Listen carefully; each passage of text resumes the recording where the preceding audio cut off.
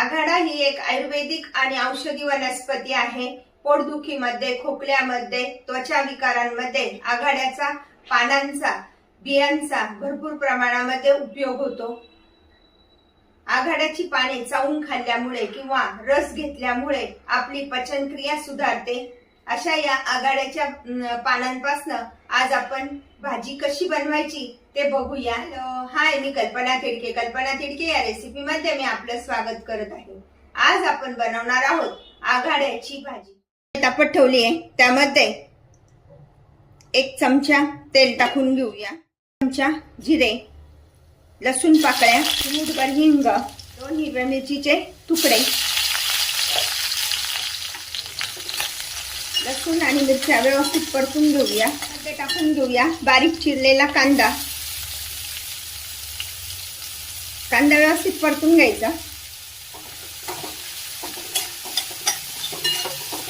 कांदा परततोय तर त्यामध्ये टाकून घेऊया अर्धा चमचा मीठ,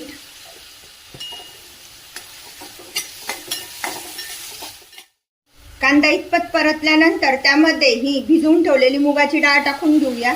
थोड्या प्रमाणात घ्यायची आहे, पाववाटी। भिजवून पाववाटी झाली पाहिजे, म्हणजे 2 चमचे फक्त मुगाची डाळ घ्यायची आहे। डाळ व्यवस्थित परतून घेऊया। कांदा आणि डाळ व्यवस्थित परतून घ्यायचे। ही कांदा आणि मुगाची डाळ व्यवस्थित परतली गेली आहे। पण आघाड्याची भाजी बनवत आहोत, स्वच्छ पाण्याने धुवून घ्यायची। परत आघाड्यापासून आज आपण ही भाजी बनवत आहोत। आघाड्याची पाने पचनाच्या तक्रारींवर आघाड्याची पाने चावून खाणे किंवा पानांचा रस पिणे फायदेशीर ठरते। यामुळे पोटदुखी आणि बद्धकोष्ठतेला आराम मिळतो। आघाड्याच्या पानांचा, मुळांचा, बियांचा उपयोग होतो। अशा प्रकारे आता आपण ही भाजी व्यवस्थित परतून घेतलेली आहे। जुलै ऑगस्टच्या दरम्यान परसबागेमध्ये किंवा शेताच्या कडेला आलेली असते।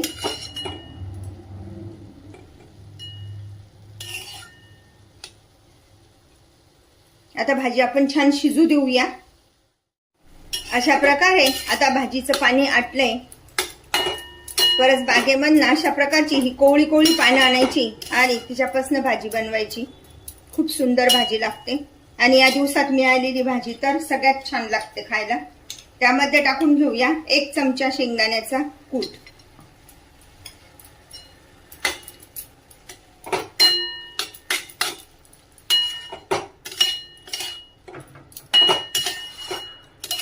अशा प्रकारे आता सर्व साहित्य व्यवस्थित एकत्र झाले आणि आपली ही भाजी खाण्यासाठी तयार झाली आहे। शिजायला पण वेळ लागत नाही ही भाजी कोवळी पानं आणल्यानंतर चटकन शिजून जाते।